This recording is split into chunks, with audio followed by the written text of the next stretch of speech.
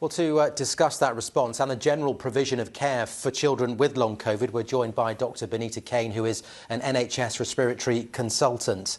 Dr. Kane, do you think the NHS is doing enough to improve the care for the children we've been featuring this week? I think the NHS is doing its best given the resources that it's been given, but if you're going to solve a problem, one of the fundamental issues is you have to understand the problem you're trying to solve. And there hasn't been an acknowledgement that long COVID is a multi-system, complex, largely vascular disease that is debilitating tens of thousands of children across the country. And we are stuck in a model where we're giving children rehab and psychological therapies, and the NHS isn't keeping up with the science that's rapidly emerged over the last few years that's really helped us to understand what's causing the condition. So given the scale of the problem that you've just laid out there, why are there not more emphasis on research so that treatment options can be identified? It's quite interesting when you look at the history of post-viral illnesses in the NHS, things like ME/CSF. It's been a really neglected area for many, many years, and so services have evolved to just be therapy-led. What we're now starting to understand is that there are some serious pathological underlying reasons why the children are so fatigued, why they have this myriad of symptoms. We know it's largely a blood vessel disease, and we just don't seem to have the urgency or the willingness to invest in the research that's going to make a difference. I don't fully understand the reasons why. And the message very much has been that children are fine, children are not affected by COVID, but what we're seeing on the ground is a very, very different picture.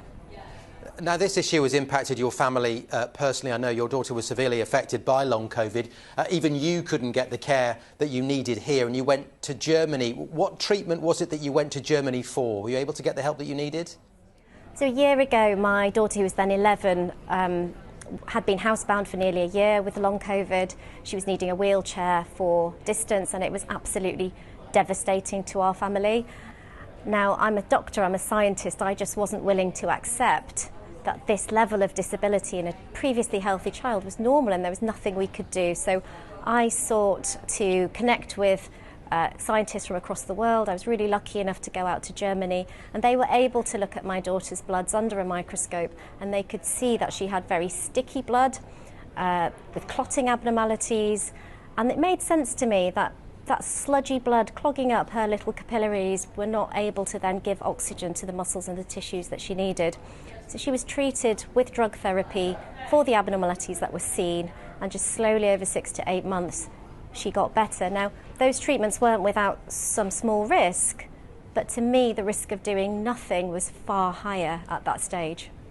And let's just talk a little bit more about why that treatment isn't available here. Is it a complicated treatment? Is it about money? Is it just about the trials? What's the reason?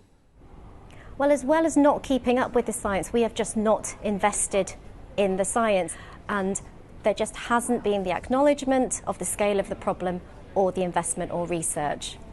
So, Doctor, what specifically would you like the government to do to improve the situation?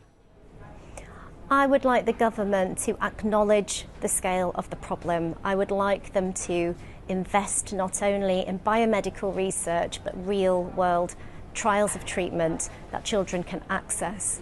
And Doctor, for all those people who are watching this tonight who are suffering with no answers, what hope is there for them? We're learning more and more about this disease every single day.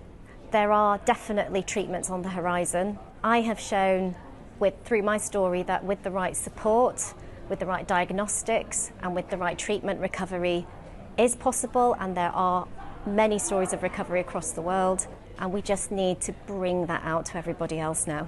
OK, Dr. Binita Kane, we have to leave it there, but thank you very much for talking to us. Thank you.